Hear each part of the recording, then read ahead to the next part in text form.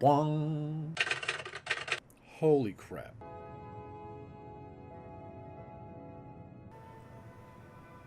The Wolf Queen, Book 4, by Wahin Yarth. From the pen of the 1st century 3rd era sage Montekai. 3E 109. 10 years after being crowned Emperor of Tamriel, Antiochus Septim had impressed his subjects with little but the enormity of his lust for carnal pleasures. By his second wife, Drusilla, he had a daughter in the year 104, who he named Kintara after his great-great-great-grandaunt, the Empress. Enormously fat and marked by every venereal disease known to the healers, Antiochus spent little time on politics. His siblings, by marked contrast, excelled in this field. Magnus had married Helena, the Cyrodiil queen of Lilmoth, the Argonian priest-king having been executed, and was representing the imperial interests in Black Marsh admirably. Sepphoris and his wife Bianchi were ruling the Hammerfell kingdom of Ghislaine with a healthy brood of children, but no one was more politically active than Potema, the wolf queen of the Skyrim kingdom of Solitude. 9 years after the death of her husband, King Mantiarco, Potema still ruled as regent for her young son, Uriel. Their court had become very fashionable, particularly for rulers who had a grudge to bear against the emperor. All the kings of Skyrim visited Castle Solitude regularly, and over the years, emissaries from the lands of Morrowind and High Rock did as well. Some guests came from even farther away. 3E 110. Potema stood at the harbor and watched the boat from Piandonia arrive. Against the gray, breaking waves where she had seen so many vessels of Tamrielic manufacture, it looked less than exotic. Insectoid certainly, with its membranous sails and rugged chitin hull, but she had seen similar, if not identical, sea craft in Morrowind. No, if not for the flag which was markedly alien, she would not have picked out the ship from others in the harbor. As the salty mist ballooned around her, she held out her hand in welcome to the visitors from another island empire. The men aboard were not merely pale, they were entirely colorless, as if their flesh were made of some white, limpid jelly. But she had been forewarned. At the arrival of the king and his translator, she looked directly into their blank eyes and offered her hand. The king made noises. "His great majesty, King Orgnum," said the translator haltingly, "expresses his delight at your beauty. He thanks you for giving him refuge from these dangerous seas." You speak Cyrodiilic very well, said Potema. "I am fluent in the languages of 4 continents," said the translator. "I can speak to the denizens of my own country, Piandonia, as well as those of Atmora, Akavar, and here in Tamriel. Yours is the easiest, actually. I was looking forward to this voyage." "Please tell His Highness that he is welcome here, and that I am entirely at his disposal," said Potema, smiling. Then she added, "You understand the context, that I am just being polite?" "Of course," said the translator, and then made several noises at the king, which the king reacted to with a smile. While they conversed, Potema looked up the dock and saw the now familiar Greycloaks watching her while they spoke with Lovelet, Antiochus's man. The Psijic order from the Somerset Isle. Very bothersome. "My diplomatic emissary, Lord Vulcan, will show you to your rooms," said Potema. "Unfortunately, I have some other guests as well who require my attention. I hope your Great Majesty understands." His Great Majesty, King Orgnum, did understand, and Potema made arrangements to dine with the Piandonians that evening. Meeting with the Psijic order required all of her concentration. She dressed in her simplest black and gold robes and went to her stateroom to prepare. Her son, Uriel, was on the throne, playing with his pet Johat. "Good morning, Mom." "Good morning, darling," said Potema, lifting her son in the air with feigned strain.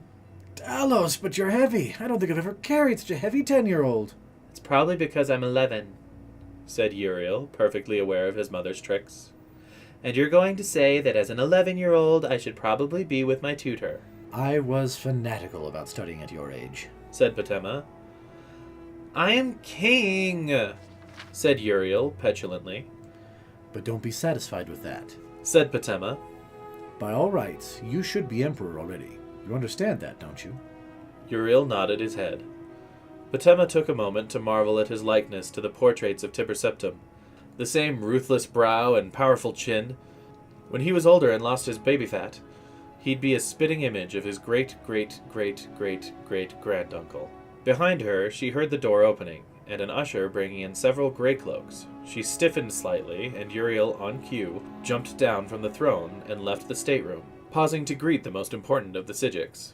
"Good morning, Master Iachesis," he said, enunciating each syllable with a regal accent that made Patema's heart soar. "I hope your accommodations at Castle Solitude meet with your approval." "They do, King Uriel. Thank you," said Iachesis, delighted and charmed. Iachesis and his Psijics entered the chamber, and the door was shut behind them. Patema sat only for a moment on the throne before stepping off the dais and greeting her guests. "I am so sorry to have kept you waiting," said Patema. "To think that you sailed all the way from the Somerset Isles, and I should keep you waiting any longer. You must forgive me." "It's not all that long a voyage," said one of the grey cloaks angrily. "It isn't as if we sailed all the way from Piandania." "Ah, you see my most recent guests, King Orgnum and his retinue," said Patema breezily. "I suppose you think it unusual, me entertaining them, as we all know the Piandanians mean to invade Tamriel. You are, I take it, as neutral in this as you are in all political matters." "Of course," said Iachesis proudly. "We have nothing to gain or lose by the invasion. The Psijic Order preceded the organization of Tamriel under the Septim Dynasty, and we shall survive under any political regime." "Rather like a flea on whatever mongrel happens along, are you?" said Patema, narrowing her eyes. "Don't overestimate your importance, Iachesis.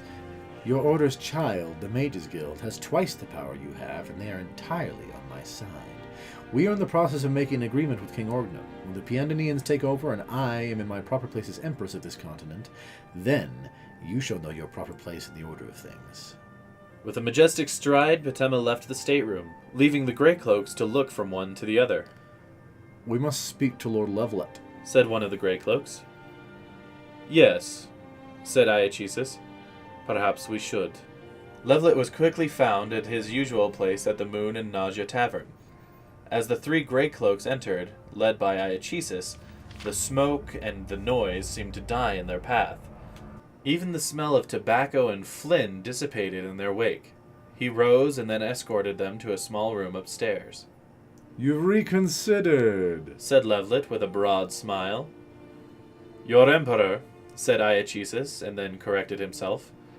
"Our Emperor originally asked for our support in defending the west coast of Tamriel from the Piandanian fleet in return for 12 million gold pieces.